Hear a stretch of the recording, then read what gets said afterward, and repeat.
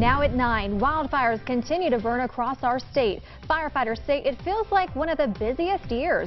See how 2018 measures up to other fires in Utah coming up. And with heavy hearts, family and friends say goodbye to West Valley City Code Enforcement Officer Jill Robinson. Plus, the man overseeing the opioid fight in America makes a stop in Utah. What he says people across the country can learn from our state. Live from Utah's CW30, News 4 Utah at 9 starts now. Good evening and thank you for joining us. I'm Jen Jacobson. Tonight we are tracking a wildfire burning across Utah. The North Eden fire started yesterday afternoon. The fire is burning northeast of Bear Lake near the Utah, Wyoming and Idaho border. In just over 24 hours, the fire has grown to more than 14,000 acres. It's just a few miles away from Cokeville, Wyoming. The aggressive fires jumped over roadways and fire retardant barriers. Several power poles have burned and there are structures on a ranch in danger. So far, no buildings or homes have been destroyed. Fortunately, there are no injuries. And taking a look now, 15 miles southeast of Spanish Fork, we see the battle to contain the Coal Hollow blaze continues. This fire has charred 26,000 acres. It's only 19% contained.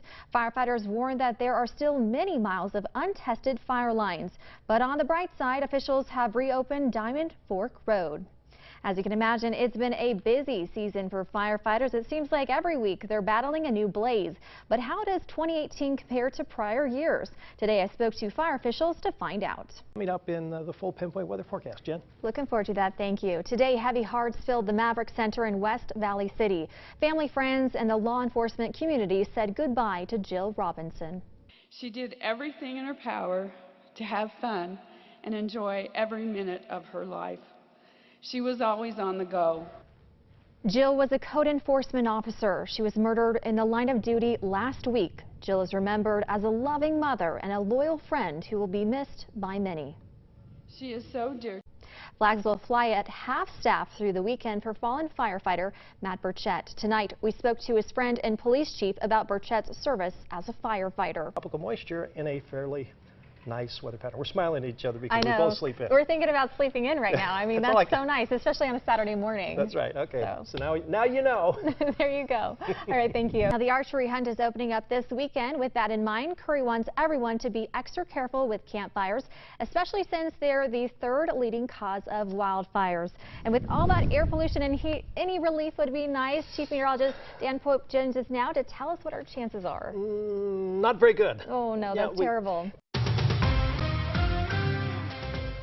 From your local election headquarters, there's good news for voters.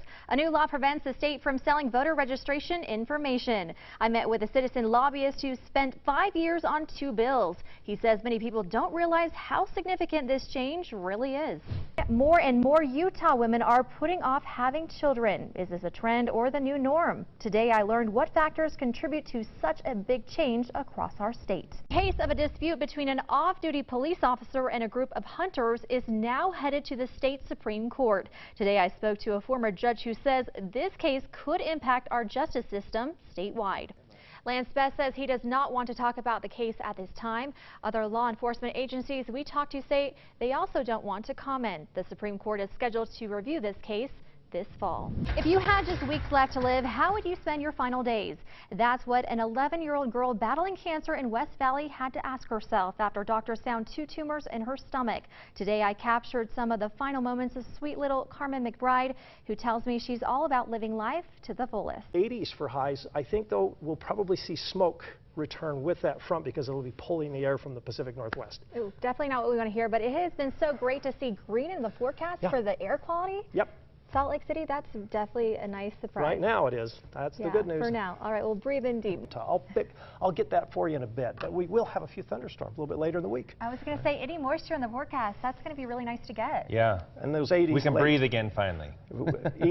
Easier breathing weather. Just need to cross our fingers for better air quality. Yes. Because this really is going to be a wow weekend, Jen. A big warm-up. That's music to my ears. From a Texas girl, I love the heat, so keep it coming. Thanks, Adam. Yeah. How would you like 8 days in Hawaii on us? Sounds pretty sweet, right? It's easy to enter. Just watch News for Utah at 10 every weeknight until May the 22nd. There we'll give you the word of the day. Then just go on out to goodforutah.com/contest and enter that word. The more you watch and enter, the more chances you have to win. Now, the vacation is actually valued at $10,000, a great vacation. Yep. The winner will be randomly chosen on May 23rd, so good luck. I wish I could go. It'd be so cool, but you have never been. I've never been, so I mean, it looks great. Yes. And good luck to anybody out there. What do they go like this? Is that what they do? Yeah. And they call it Hawaii. Yeah. But it is super Hawaii, fun. that's right. Yeah. However, it may feel kind of like Hawaii around here tomorrow because we're going to be in the 70s, mid-70s, under plenty of sunshine. Picture perfect. It's beautiful, but it's not like Hawaii, but we'll take it. That is our time tonight. Thank you so much for watching. Hope you have a great evening.